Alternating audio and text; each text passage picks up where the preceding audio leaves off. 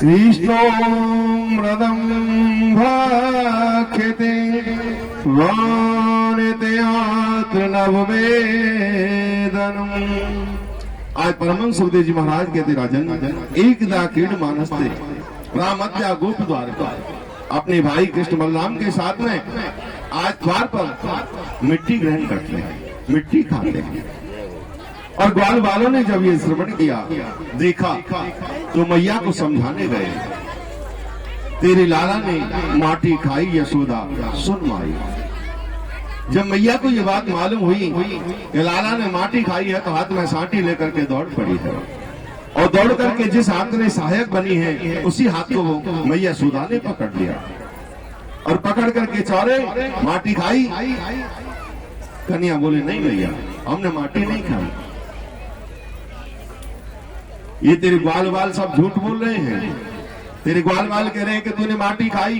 बोले, कन्हैया हम भी तो कह रहे हैं कि मैया हमने माटी नहीं खाई। तेरे बड़ा भैया कह रहे हो वन की माटी खाई, वन की भैया कह रहे हो वन की। यहाँ तो 2 मिनट हाथ छोड़।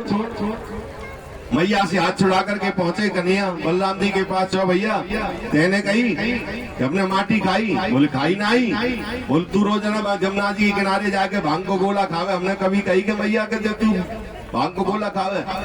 बलराम जी समझ के मान गया, हमारो नंबर आए बारो। बलराम जी बोले, भैया सुनो, मैं जब आ रहा तो गाल वाल कह रहे थे कि भैया देख कन्हैया ने माटी खाई है, तो हम भी तो उसे कह दे कि हाँ लाला ने माटी खाई है। अब बड़ी बात, मधमंगल पहुंच गो ब्राह्मण को बेटा। मधमंगल ने चुटिया पकड़ी। बोले, मैया चुटिया की सौगंध खा रहा हूं। ये चोटी अग्नि का प्रतीक होती है, और अग्नि की सौगंध जो खा ले वो झूठ कभी बोलता नहीं है। बोले, मैया चोटी की सौगंध खा रहे हो, क्या तेरे लाला ने माटी खाई। चौरे जी बामन को बेटा झूठ बोल लो, ये ब्राह्मण है क्या झूठ बोल लो, तू ही सच्चा धारी जगत हो भयो। कि ना हम भक्तिवानम सर्वे मिथ्याभिसंसितः। बोले, मैया मैंने माटी नहीं खाई, और तुमको विश्वास नहीं हो तो पश्चिमे मुखम, तू मेरे मुंह को खुलवा के देख ले। अब आप बताओ, दिन रात कथा सुनो, लाला ने माटी खाई थी। अरे मुंडी तो हिलाओ, खाई कि नहीं खाई। खाई तो कथा दिन रात सुन रहे हो, टीवी पर सुन रहे हो, घर पे भी सुन रहे हो। भगवान ने माटी खाई, हाथ खड़े करो फिर तो। सबको आज कंस की कारागार में पहुंचा दिया जाएगा। बोलो प्रेम से राधे राधे। तुम हमारे लाला से प्रेम नहीं करो वास्तव में। अगर तुम लाला से प्रेम करते तो हमारे लाला को कहीं पिटवाना चाहो तुम?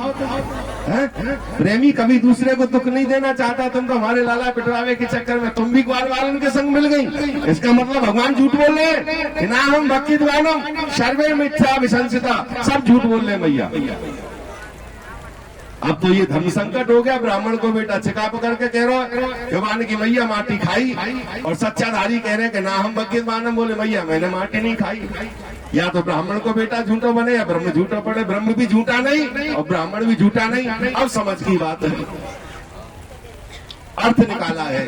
अगर मैया पूछती, चौरे तेने ब्रज रज खाई, तो मेरे कन्हैया कहे तो हाँ मैया मैंने ब्रज रज खाई साहब। क्योंकि 84 कोस की जो रज है वो ब्रज रज में है, और 84 कोस का जो टुकड़ा अलग है वो मिट्टी का स्वरूप है साहब। इसीलिए भगवान कह रहे हैं कि ना हम भक्ति, और मधमंगल की दृष्टि में वो मिट्टी है, और ब्रह्म की दृष्टि में वो ब्रज रज है साहब। जैसे पोखर का जल हो और गंगा का जल हो, देखने में दोनों समान है, लेकिन महिमा गंगा के जल की ज्यादा है। मैया को विश्वास नहीं आ रहा तो ले, मैं थोड़े को मोहड़ो खुलवा के दिखा दूं। और भगवान ने जैसे मोहड़ो खोल के मैया को दिखाया, 3 लोग को दर्श करा दिया। मैया को देख करके अचेत है धड़ाम धरती पर भगवान ने माया को बुलाया। माया ने जो कछु मैया ने देखो सब बुलवा दिया। कहते हैं कि पूर्व जन्म का कोई संस्कार ऐसा हो जाता है, दूसरा जन्म जब होता है तो जीव को पहले जन्म की बातें याद रखी रहती है। इसलिए जब उसको बात याद आ जाए, पुनर्जन्म हो जाए, तो ऐसे व्यक्ति को चाक पर उठा करके उल्टा घुमाया जाता है, ताकि उसकी जो यादाश्त है वो समाप्त हो जाए। ऐसा ही भगवान ने माया को बुला करके आज सब कुछ जो देखा था उसे भुला दिया। और मैया की जैसी अचेत अवस्था से जागी, जैसे सो करके जगी हो, बोले मैया देख। मैया ने कही चौरे मैंने आज तेरे मोहड़े में कछु देखो। बोले मैया तू मोते इतना प्रेम करे न जाने तू मेरे मोहड़े में कहा देखती है। बोल कहा देखो तेरे। बोले लाला मैं तो गजब को देखो, आकाश अनंत दिशाई ये सब तेरे मोहड़े में। बोले मैया देखिए मुंह खोल के फिर दिखाओ।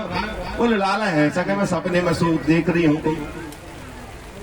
कोई तो रात में सोते सोते सपने देखता है, कोई दिन में जगते जगते भी सपने देखता रहता है। भोजन कर रहे हैं, भोजन की थाली आगे रखी है, हाथ में रोटी का टुकड़ा लगा है और सपने खो रहे हैं। देखो सपने खो गए, याद ही नहीं है। ऐसी दशा परमात्मा कहते हैं जब जीव की मेरे भजन में हो जाती है, मेरे चरणों में लग जाती है, तब जीव मेरी कृपा प्राप्त कर पाता है।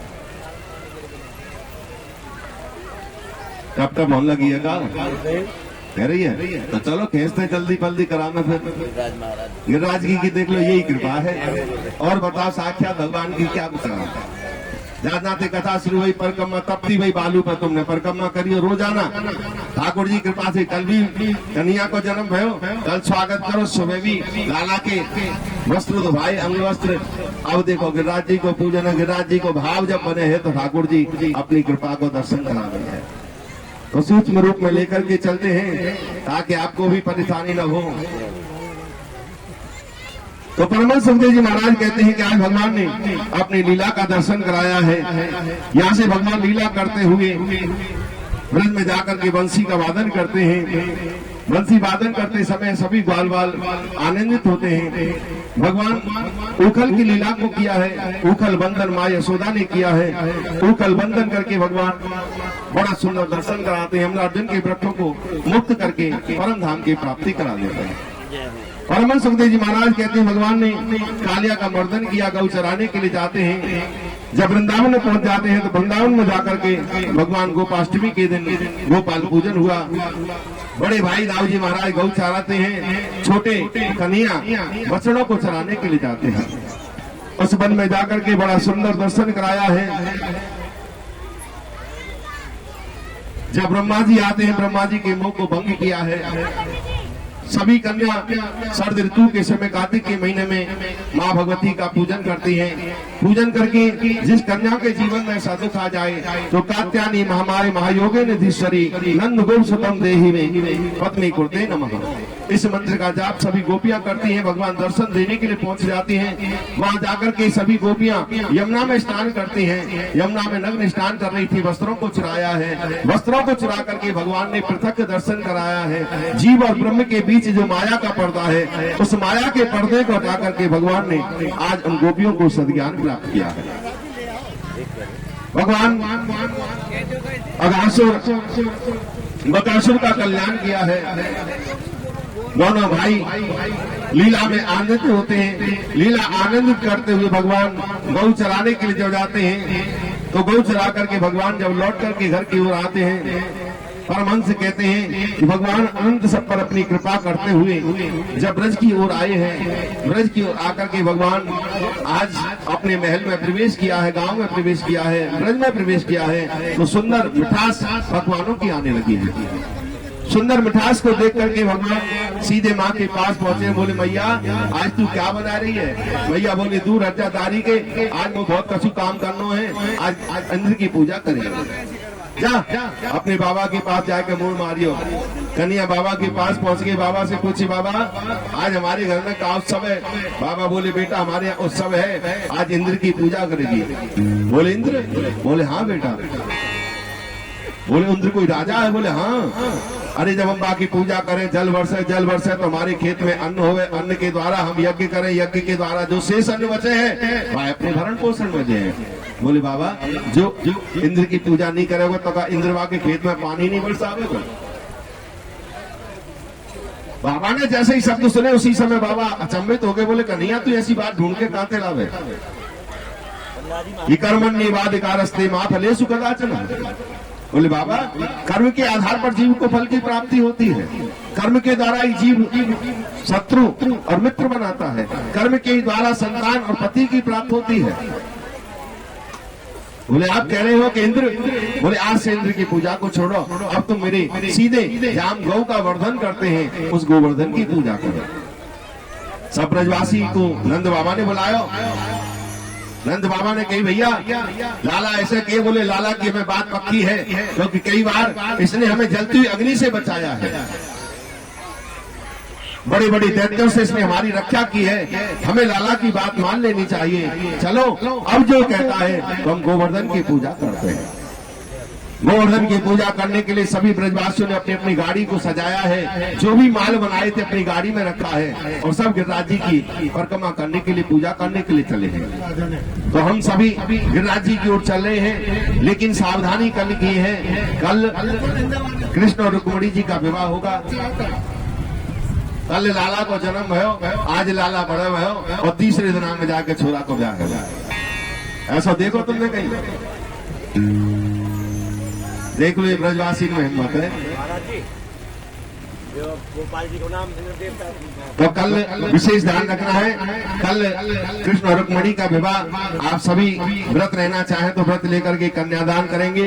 कन्यादान की सभी वस्तु आप जानते हैं क्या क्या होता है, सभी आप लेकर के आएंगे। और कल की सबसे बड़ी कथा उद्धव चरित्र की कथा, गोपियों का विरह, जो वास्तव में कथा का सार वही है। कल अनंत कृपा ठाकुर जी की होगी तो उद्धव चरित्र की कथा हम सभी गोपियों का यहाँ मथुरा से की ओर जाना, वृंदावन से निकल करके भगवान का, तो गोपियों का रुदन हम सभी यहाँ दर्शन करेंगे। और सभी गिरिराज जी के पूजन की ओर चलते, बारी बारी से आप सभी आते जाएंगे। ठाकुर जी की पूर्ण कृपा है, बीचते हुए आनंद लो, कोई चिंता की बात नहीं।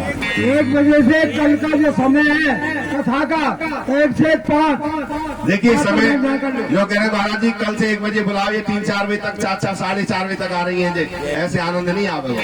कल तो 1 से 5 बजे कथा रखेंगे तभी आनंद आ पावेगा। अब तो मौसम बढ़िया, कोई दिक्कत नहीं है, काम जल्दी है, जाए घर को। तो आप सभी परीक्षित जी पहले पूजन करेंगे गणेश जी का, भगवान गिरिराज जी का, बारी बारी से आप सभी यहाँ पर गोवर्धन को जाओ मेरे धीर पैमाने में,